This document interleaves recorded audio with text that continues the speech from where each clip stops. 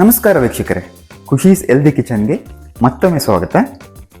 ಇವತ್ತಿನ ಎಪಿಸೋಡ್ನಲ್ಲಿ ನಾನು ನಿಮಗೋಸ್ಕರ ಮೂಲಂಗಿ ಚಟ್ನಿ ಮಾಡೋದು ಹೇಗೆ ಅಂತ ತೋರಿಸ್ತಾ ಇದ್ದೀನಿ.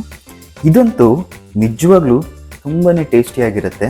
ತುಂಬ ಜನ ತಿಂದಿರೋದೆಲ್ಲ ಮಾಡಿಕೊಂಡು ಒಂದ್ಸಾರಿ ಟ್ರೈ ಮಾಡಿ. ಮೂಲಂಗಿ ಚಟ್ನಿ ಜೊತೆ ಚಪಾತಿ ಮತ್ತು ರೋಟಿ ತಿಂತಾ ಇದ್ದರೆ ಆಹಾ ಬೇರೇನು ಬೇಡ ಕಣ್ರಿ ಅನಿಸುತ್ತೆ. ಸೊ ಈ ಮೂಲಂಗಿ ಚಟ್ನಿ ಮಾಡೋದು ಹೇಗೆ ಅಂತ ನೋಡೋಣ ಬನ್ನಿ. ಅದಕ್ಕಿಂತ ಮುಂಚೆ ಯಾರೆಲ್ಲ ನಮ್ಮ ಚಾನಲ್ನ ಇನ್ನೂ ಸಬ್ಸ್ಕ್ರೈಬ್ ಮಾಡ್ಕೊಂಡಿಲ್ಲ, ಈ ಕೂಡಲೇ ಚಾನಲ್ನ ಸಬ್ಸ್ಕ್ರೈಬ್ ಮಾಡ್ಕೊಳ್ಳಿ. ಇದೇ ಥರ ಹಲವಾರು ಡಿಶಸ್ಗಳು ನಮ್ಮ ಚಾನಲ್ನಲ್ಲಿ ಬರ್ತಾ ಇರುತ್ತೆ, ಮಿಸ್ ಮಾಡದೆ ನೋಡಿ. ಹಾಗಿದ್ರೆ ಮತ್ತೆ ಆಗ್ತಾಳೆ ವೀಕ್ಷಕರೇ, ಬನ್ನಿ ಈಗ ಮೂಲಂಗಿ ಚಟ್ನಿ ಹೇಗೆ ಮಾಡೋದಂತ ನೋಡೋಣ. ವೀಕ್ಷಕರೇ, ನಾನೀಗ 2 ಮೂಲಂಗಿ ತೊಗೊಂಡಿದ್ದೀನಿ. ಒಂದು 1/4 kg ಬರುತ್ತೆ ಮೂಲಂಗಿ. ಈ ಮೂಲಂಗಿನ ತೊಳ್ಕೊಂಡು ಮೇಲಿರೋ ಸಿಪ್ಪೆನ ರಿಮೂವ್ ಮಾಡಿಬಿಟ್ಟು ಇದನ್ನು ತುರ್ಕೋಬೇಕಾಗತ್ತೆ. ಈ ಮೂಲಂಗಿ ಚಟ್ನಿಯನ್ನು ನಾನು ಇಬ್ಬರಿಗೆ ಮಾಡುವಷ್ಟು ಮಾಡ್ಕೊತಾ ಇದ್ದೀನಿ. ನೀವು ನಿಮಗೆ ಎಷ್ಟು ಬೇಕಾಗುತ್ತೆ ಅಷ್ಟನ್ನು ಇದೇ ಅಂದಾಜಲ್ಲಿ ಮಾಡ್ಕೊಂಡು ಹೋಗಿ.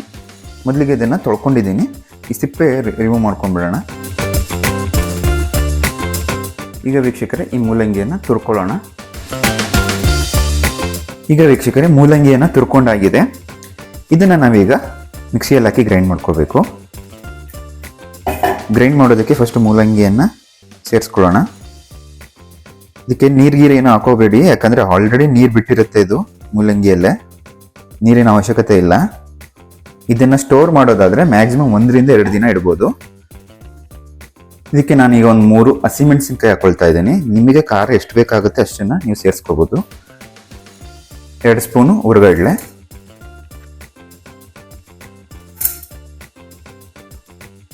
ಒಂದು ಸಣ್ಣ ಗೋಲಿ ಆಕಾರದ ಹುಣಸೆ ಹಣ್ಣು.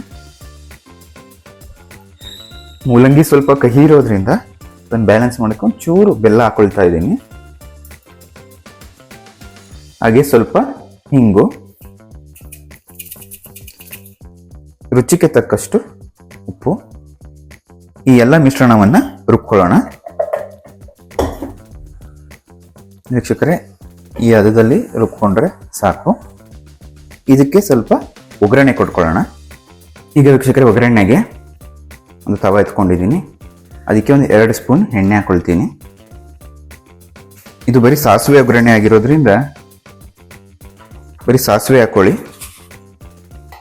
ನಂತರ ನಾವು ಮಾಡ್ಕೊಂಡಿರುವಂಥ ಮೂಲಂಗಿ ಚಟ್ನಿಯನ್ನು ಒಗ್ಗರಣೆಗೆ ಹಾಕೊಳ್ಳೋಣ.